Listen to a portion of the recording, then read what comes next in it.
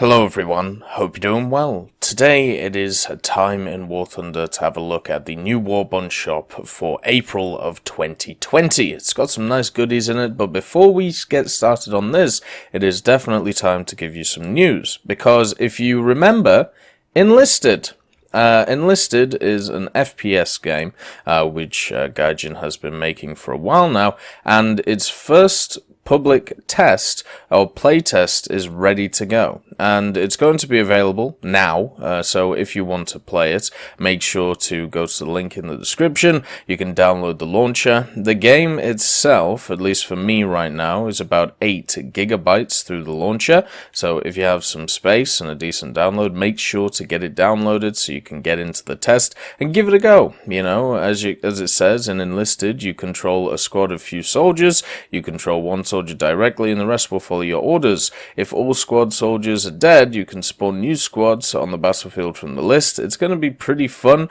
and also there'll be stuff like tanks involved, as you can see, such as Panzer IIIs and T-26s. So get downloading, have a bit of fun. I'm going to be playing it just to give it a go, see what it's like. I'm sure it will be awesome. Anyway, so the premium vehicles for War Thunder, as you can see, these are until the 30th of April. We have a T20, the Project 1204, then an MGB 75, the Key 45 Haitai, KV1C 756, the 129B2 for Romania, and of course the Rogue Go. We've also got ourselves a nice little decal right here, which does look pretty nice, as you can see, with the Leopard and of course the Focke-Wulf 190. So there are a bunch of different stuff on offer now when it comes to the Warbond Shop, so let's get in there, let's have a look at it for you and give my opinions on which ones to be able to pick up. So first of all, with the Warbond Shop as usual, unfortunately it isn't available in the game yet, so we're just going to have to do it old school, and we're going to have to do it, you know, through the actual launcher, through the actual page itself, so I can give my opinions there. And this Warbond Shop will be available in about 6 hours or so, and hopefully it will be available tonight or whatever time zone is available for you. So first of all, you have some battle trophies. So the battle trophies for the test drives are the Centurion Action X, the Type 1939 T31, G55S, Type 75 MLRS, and the IS-2 Revenge. The only two here which are actually worth anything are the Centurion Action X and the Type 1939 T31, and also the G55S. So the Type 75 MLRS, the rocket machine, is absolutely useless. It's one of the worst premiums in game, which is why it's probably one of the least used vehicles in game.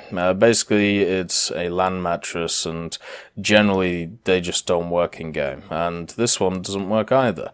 The IS-2 Revenge is also a vehicle which has passed its sell-by date. It's one of those which used to be kind of fun, but then it got power creeped out of existence. All of the IS-2s unfortunately did, so now it's just a worse version of the Mod 44 at a very similar BR, so there's no point in taking that.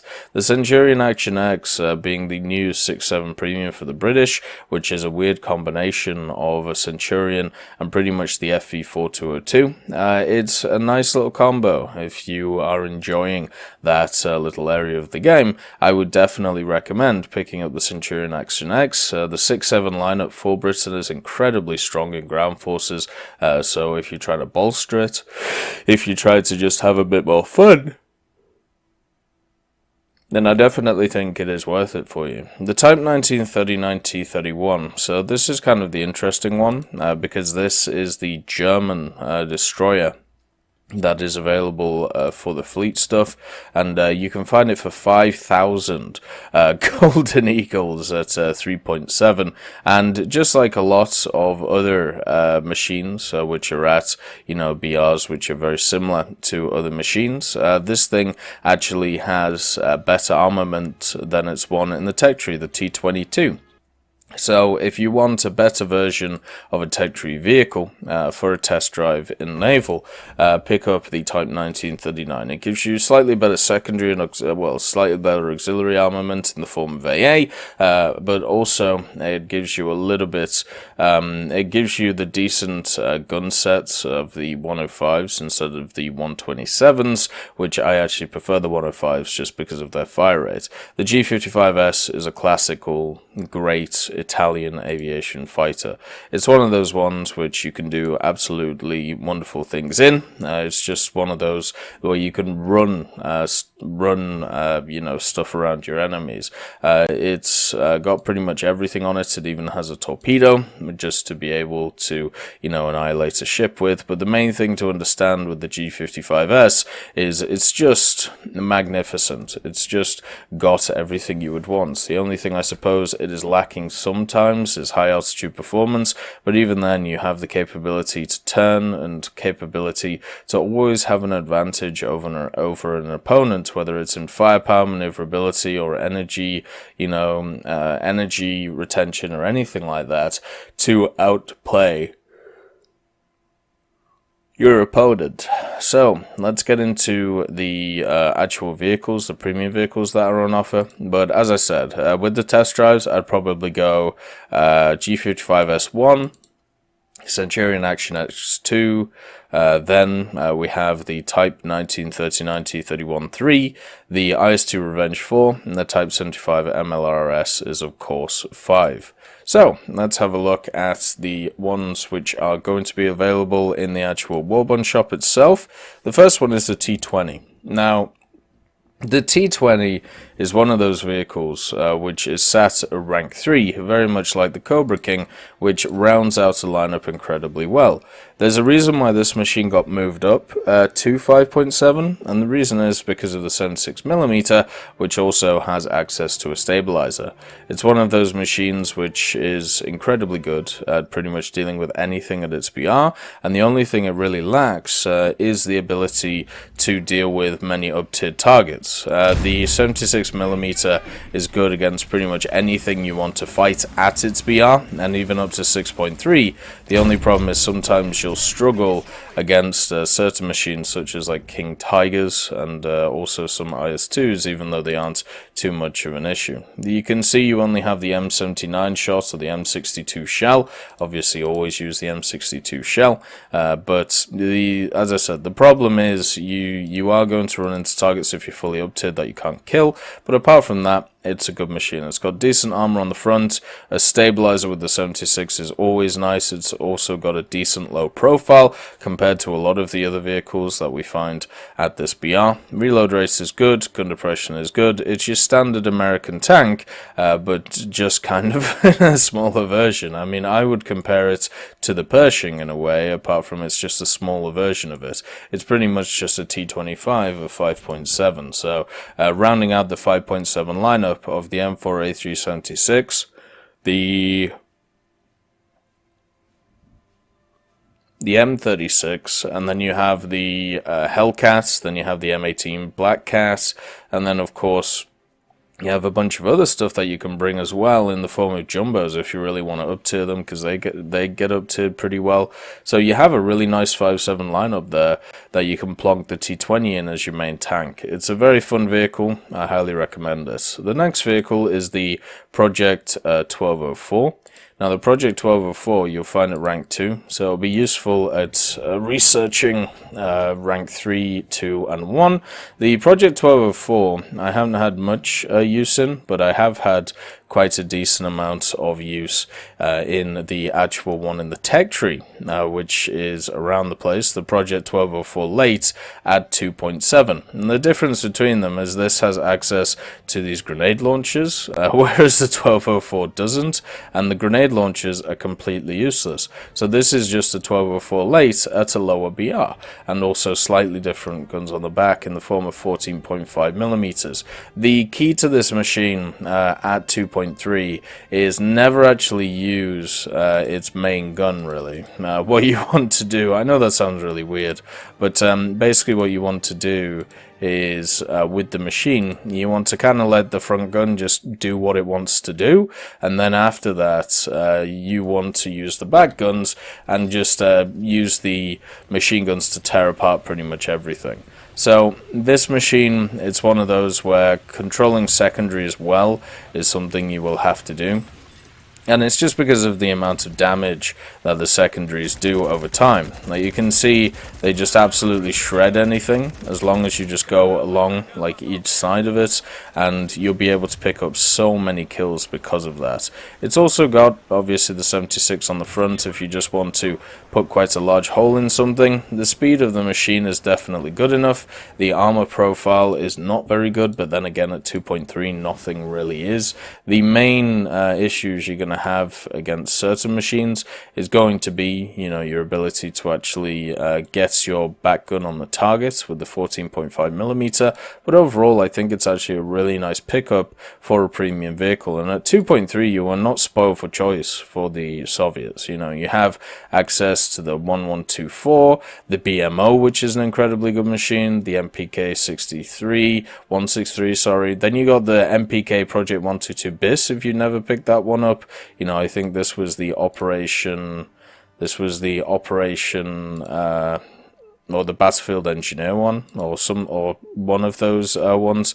It's just an incredibly good vehicle. It's 37s on the back of it. And then, just to top that off, you also have stuff like the MPK 161 1943, which is also really good. So 2.3, you have a solid lineup to run the 1204 with, and with those 14.5mm KPV machine guns, they're just really, really powerful, do a ton of damage, and also, you know, you can just kind of fly around the place and just do as much damage as you want against PT boats. It's kind of big, so you got to watch out for torpedoes, but it's not too much of a big deal. It just kind of you have enough maneuverability to get out the way. And the next one is the MGB 75.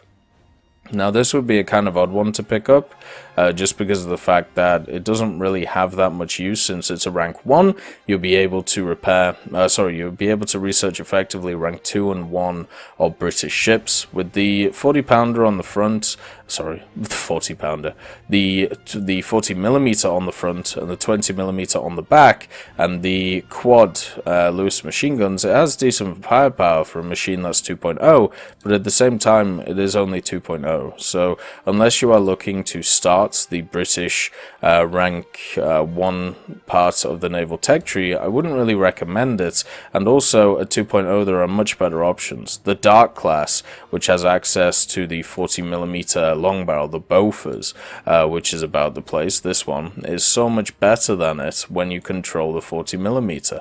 And also you have access to a bunch of other machines such as the Fairmile and also the Isle class, the big chunky.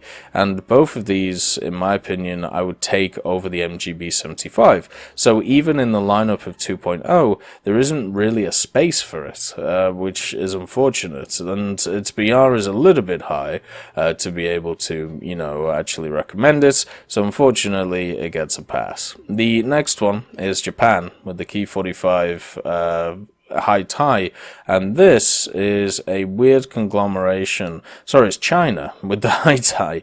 This is a weird conglomeration of two Key 45s. It has access to one 37mm and three 20mm, which is kind of interesting, but you got to remember 2 of them are in Shrug music configuration. You have 2 Ho-5s, you have access to the 37mm in the front, and then a 27mm down here. So your offensive armament is just 2 guns as usual, but the Shrug music does throw in a nice little addition to it. The Key 45s are some of my favourite heavy fighters in the game. They have a lot going for them, in the fact that they have, by the way, if you want to see how the Shrug music works, you just label a button for it. And mine is the same as the as the cockpit opening, but you can see it just takes you to a different place, and then you can start firing it, which is lovely. But the main thing is when it comes to the Key 45 Haitai. It's got good speed behind it. It's got good engines in the form of the H102s. It's got a back gunner with a 7.92. He's not very useful, but it has access to some weird gimmicky stuff. So if you enjoy that, you know, it's definitely something to pick up. At 3.3, you're going to run into a lot of aircraft which are quite maneuverable, especially from Japan, which was, at least when I was playing China, the main nation I faced, and the Haitai is just going to get eaten by stuff such as the Key 61 Otsu, the Key 44 too high, so you got to watch out for that. And at 3.3, there are just better options at this tier for China. You know, these fighters are incredibly good. These fighters are pretty fun as well, especially the P40 and the P66. And it's, I would say, if you haven't played other tech trees before, the Chinese rank 2, it's worth, you know, playing through and just spading to get to rank 3. But if you're a person who's played them before, I would say just pick up the H81 pack. But if you don't want to spend any money and want to do the Warbond Shop, the Key 45 is still a solid choice. You've just got to make sure to get used to how that 37mm low velocity machine works, and then once you do that, you'll be fine. The next vehicle is the KV-1C 756R. This is the captured German KV-1, I believe. And shouldn't I say KV-2C? Oh no, it is KV-1C. Oh yes, so this is the captured German KV, which has access to the Lombard 75. This thing used to be an absolute monster back in the day, and nowadays it's not as good, but it's still very good. Taking the armor of a KV and then adding a 75 to it, which can effectively pen pretty much everything that's around its PR. The only thing it struggles against is jumbos, but everything can struggle against jumbos most of the time, and you know, keeping a decent amount of the armor that's about and the survivability of having a KV, I think it's actually really nice to see, you know, the KV-1C back on the Warbond store, as long as the KV-1B stays away, in my opinion, and instead we get, you know, just KV-1Cs and stuff like that. I'm much more interested in, you know, that style of Warbond Shop. So the KV-1C is pretty fast for a heavy tank. It has pretty decent armor and backed up with the 75mm KWK 40L48, which can do a ton of damage to anything it touches. It also has APCR if you need it, but you shouldn't. The PZGR39 should be good enough to take anything out. And at 4.7, you have this weird lineup for Germany. You have access to the Ostwind, you have access to the Dickermax, you have access to the Panzer 4H, goddamn the Panzer 4J.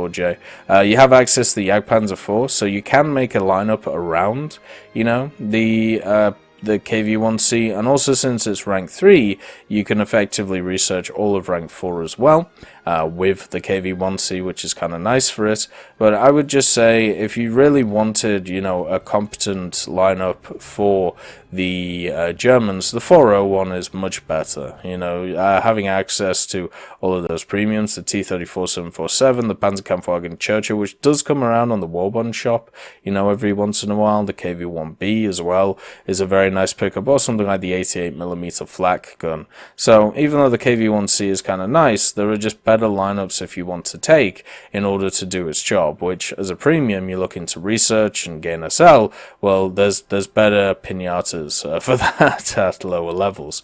The next vehicle, the HS129B2, this one seems to be there on nearly every Warbond Shop, and it's a plane for the Italians. You can find it right here at rank 3, and 3.3, it pretty much means you can run it with a really nice ground realistic lineup. The P40, the P40 Leoncello, then you have access to the 7534 M43, and also you can maybe up tier it to 9053 level with a 3.7 or the Contrario. On top of it as well, you can add the B2 Justin Air Realistic. It is the HS129, which has access to the 37 and also the 30. Take the 30 every time. The 37 does not have enough ammunition. The 30 with 100 rounds and armored target belts nearly pens 100mm. You'll be able to batter anything that you feel like. You can easily clean up a tank column in a HS129B2 really quickly. So that means that you can make a ton of SL with it, you can make a decent amount of RP, and it can research rank 4 and below really efficiently. But I would say, as always with the Italians, just just play, the tree anyway. The tree is actually really fun for the Italian aviation. It's one of my favorite grinds that I've actually done in the game. So I would definitely say just play it, instead of having to grind through it. If you need a machine to garner USL and you're not worried about getting shot down, because understand, you can't really defend yourself in the HS129 just because it has really weak engines on it. The Gnome bound mouse does. So you won't stay in the air for a very long time, but if you get the tank column or if you get a few kills in ground realistic, you'll be able to easily pay for its repair and make sure to get a bunch of SL on top of it. So it's a good SL grinder, it's a decent RP grinder for rank 4 and below. It's not the best vehicle in the books, but it'll do. The last vehicle is the Rogo. Now, the Rogo is one of the big old heavy tanks of rank 1, the premium ones. You have stuff from other tech trees such as the A1E1 right here for 2,100. The Soviets, of course, have the T-35. The Germans with the Nobelfahrzeug, and and then the Japanese version is the Rogo. So the Rogo is a 1.3 machine with access to a 37 and a 70mm gun. The 70mm gun is a potato gun, and you need to fire heat on it in order to be able to pen anything. The APHE, which is what it used to have before the heat existed, only pens 21mm now, and the 37 only pens 34. So you can see already the penetration isn't great on this thing. It doesn't have a ton of armor either. You're talking about 35mm around it, which is really bad.